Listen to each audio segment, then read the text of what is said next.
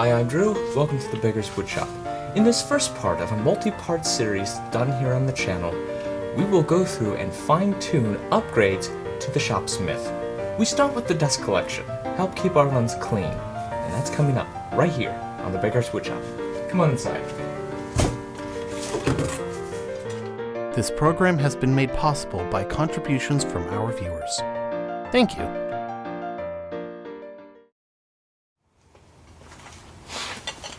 Recently, I received a donation from someone who wished to remain anonymous. That donation allowed me to purchase an entire Shopsmith system used at a great price.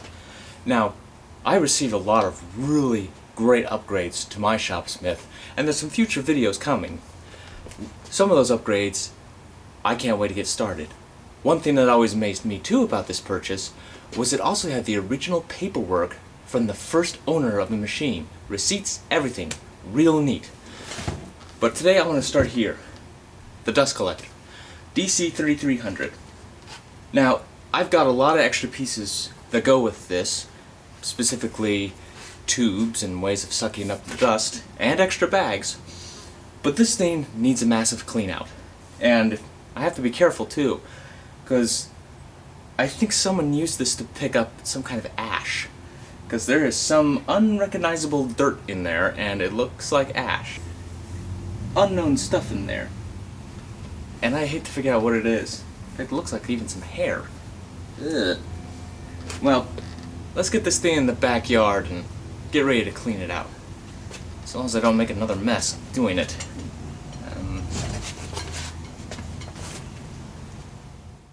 It was a windy day that day, so that's why you don't have the onboard audio, you just have my voice. To remove the filter hood, I'm going to loosen this screw back here. Some people think of it as a nut too, but you can also use it as a screw. Essentially, it's one of those old pipe clamps. Now, after loosening it enough, we're going to remove the hood. You're not going to like what I find. And no, I didn't spill any of this on the way back there.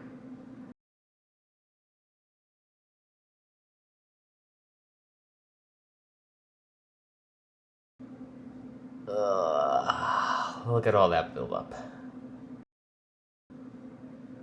Shaking that out was definitely not enough, I tell you what. Look at that. That was real dirty in there. Hair, too. Oh, I was right. Ugh.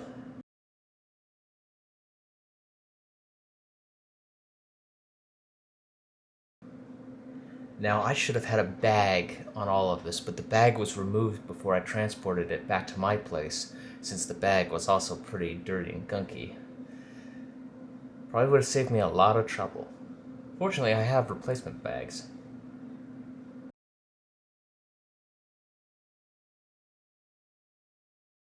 Now, while I get myself all set up here for everything else, I want to take a moment to talk about shop safety. Read the manuals that come with your power tools. The more you understand and follow those safety rules, the less likely you are to cause personal injury either to yourself or someone else. With this job, I'm wearing a face mask. Respiration of any kind would be better, especially with a lot of dust that's going to be flying around. Hearing protection is a must. You don't want to go deaf while you're still young. But of course, the greatest protection you can take? Eye protection. You'll be thankful the day these come in handy. Let's just hope it never does. Alright, let's get started.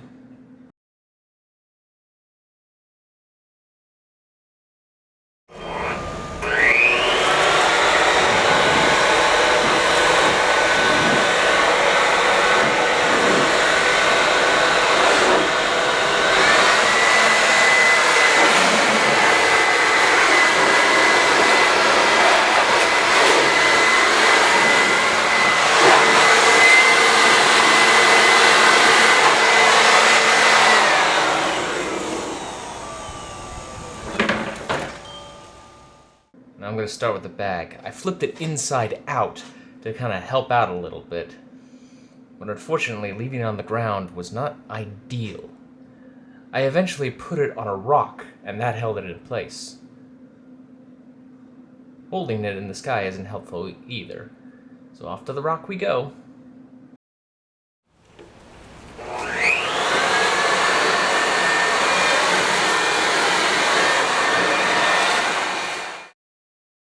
I'm now taking soapy water and just getting a cloth damp, in this case a spare sock or rag, and I'm wiping it down. You can then go in and clean it off with a different rag, but I decided it's probably wiser to let it air dry. That is allowed, after all.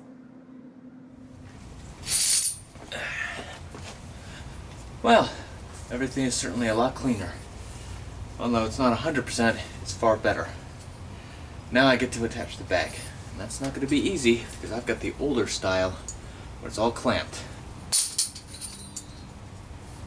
Let's see how bad she does. Fortunately, I've got a little help. These clips are on 4 different locations on the main base of the dust collector. They're going to help hold up the bag while I do the main strip. Hopefully things will be very successful. We're going to have to wait and see.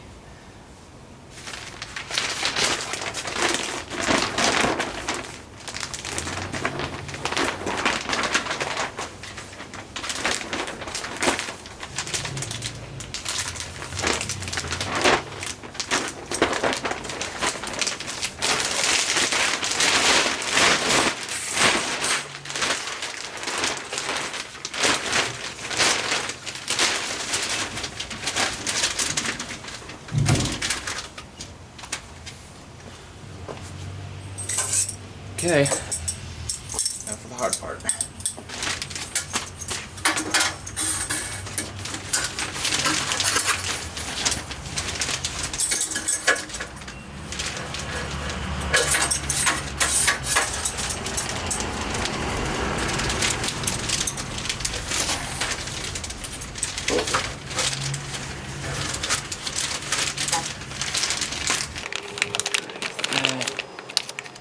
There. You slide. Nice tight seal.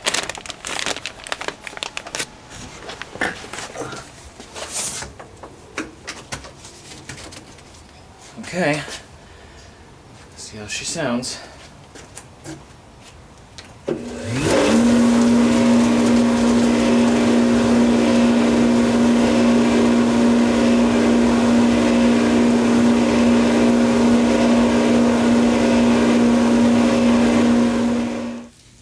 Cleaning out a headstock.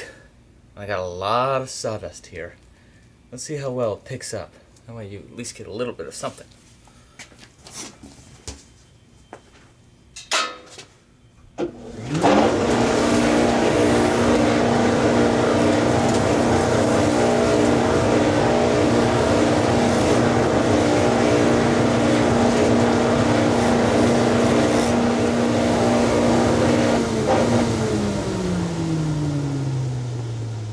Well, I call that pretty good.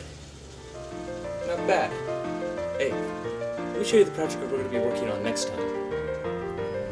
I convert this Mark V into a Mark IV. And that's next time, right here, Beggars Woodshop.